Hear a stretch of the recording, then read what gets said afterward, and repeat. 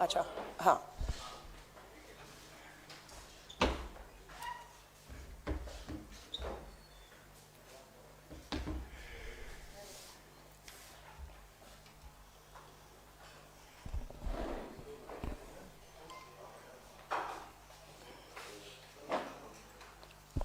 आप सभी पत्रकार साथियों को मेरा नमस्कार। जैसे कि आप सभी जानते हैं, मेरे कंधों पर अखिल भारतीय महिला कांग्रेस की राष्ट्रीय अध्यक्ष के तौर पर जिम्मेदारियां हैं। देश के लगभग 28 राज्यों के दौरे एक नहीं, दो नहीं, तीनों बार, अनेकों बार कर चुकी हूं। अभी 10 दिन के दौरे करके मैं कल ही दिल्ली लौटी और खबरें जो देश भर से हमारे सामने, खासतौर से नाबालिग बेटियों के साथ जघन्य अपराध, कोई भी खबर पड़ेगा ये खबरें आपको हिलाकर रख देंगी। नाबालिग बेटियों के साथ भाजपा की डबल इंजन की सरकारों में जो कुछ भी हो रहा है वो बिल्कुल मैं कहूंगी देश के सामने आज रखने की मेरी जिम्मेदारी है, रख भी रही हूं। और ये साबित होता है कि देश में भाजपा की डबल इंजन की सरकारें हमारी बेटियों के लिए एक अभिशाप साबित हो रही हैं। मैं शुरू करती हूं मामला महाराष्ट्र से, जहां पर भाजपा की डबल इंजन की सरकार है। महिला है, सांसद है महाराष्ट्र से भाजपा की, केंद्रीय मंत्री भी हैं।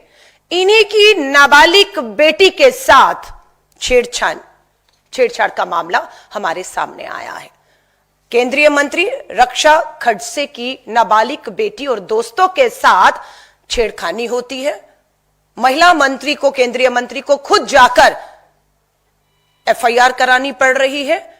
और एफआईआर के बाद पता लगता है कि जिन्होंने इस अपराध को किया है वो कोई और ही नहीं, भाजपा के ही पूर्व पार्षद पीयूष मोरे, भाजपा के ही है लड़के। और इनकी तस्वीरें देवेंद्र फडणवीस मुख्यमंत्री जी के साथ, पूर्व मुख्यमंत्री राज्य के उप मुख्यमंत्री के साथ, भाजपा नेताओं के साथ, इन अपराधियों की, जो अपनी ही भाजपा की नेता, केंद्रीय मंत्री की नाबालिग बेटी को छेड़ने में भी एक बार सोचते या डर नहीं आता है, क्योंकि कहीं ना कहीं पार्टी के भीतर ही दिख रहा है कि चल क्या रहा है। सरकार, भाजपा की डबल इंजन की सरकार किसे समर्थन दे रही है, ये अपने आप में बेहद गंभीर मामला है। मुझे लगता है बिल्कुल केंद्रीय मंत्री हैं, महिला हैं, रक्षा खर्च से, अगर इन्हें न्याय नहीं मिलता तो उन्हें प्रोटेस्ट के तहत इस्तीफा देकर सरकार से बाहर आकर बेटी अपनी ही नहीं, दूसरी बेटियों जिनका जिक्र मैं करने वाली हूं, उनकी लड़ाई को लड़ना होगा। 8 मार्च को, आज से ठीक 3 दिन के बाद, अंतर्राष्ट्रीय महिला दिवस, महिला सम्मान समारोह होंगे।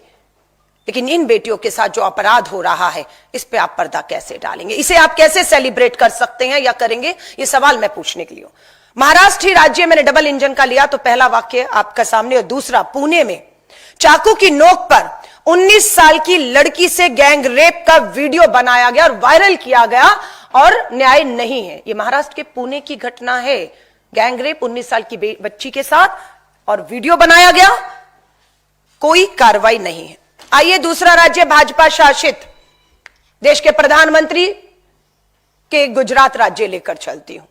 गुजरात में पिछले 9 साल में हमने पता किया 17,000 मामले, बेटियों से जुड़े मामले, बलात्कार, छेड़खानी, अपहरण के मामले, 17,000 मामले गुजरात राज्य में है। ये बेटी बचाओ का नारा देश के प्रधानमंत्री देते हैं अपने ही राज्य में। 17,000 बेटियां न्याय मांग रही हैं प्रधानमंत्री जी। ये मात्र गुजरात की बेटियों की बात कर रही हूं। और अगर हम देखें तो हर महीने 200 बेटियां थाने न्याय के लिए पहुंच रही हैं और इन्हें कोई न्याय नहीं।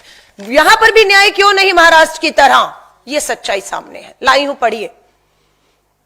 हिंदुस्तान अखबार की खबर, हेडलाइन है, बीजेपी के, गुजरात के बीजेपी के विधायक, सिटिंग आज का विधायक है, पूर्व मंत्री था इसी सरकार में भाजपा की और आज विधायक है, नाम है गजेंद्र सिंह परमार।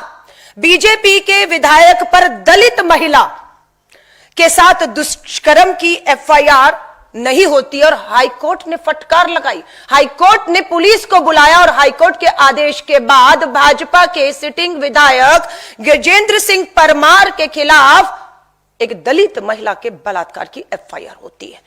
ये साफ दिखाता है कि भाजपा की डबल इंजन की सरकार बेटियों के खिलाफ एफआईआर या न्याय दिलाना, उनके मामलों में उनके साथ नहीं, पूरी तरह अपराधियों के साथ खड़ी है। इसलिए बेटियों को अदालत के चक्कर काट के अदालत से आदेश लेकर एफआईआर तक, जो प्रधानमंत्री जी कहते हैं नए कानून आ गए हैं, अब एफआईआर घर बैठे बैठे होंगी, ये पहले भी था। लेकिन सच ये है कि हाईकोर्ट के चक्कर लगा के हाईकोर्ट की फटकार के बाद भाजपा के विधायक के खिलाफ एफआईआर हुई है। कार्रवाई होगी या नहीं होगी, इसकी कोई गारंटी नहीं है, क्योंकि इस तरह का मामला पहले भी हरियाणा का अगर मैं बात करूं, साक्षी मलिक, विनेश फोगाट के खिलाफ भी भाजपा के पूर्व सांसद ब्रजभूषण शरण ने अपराध किया।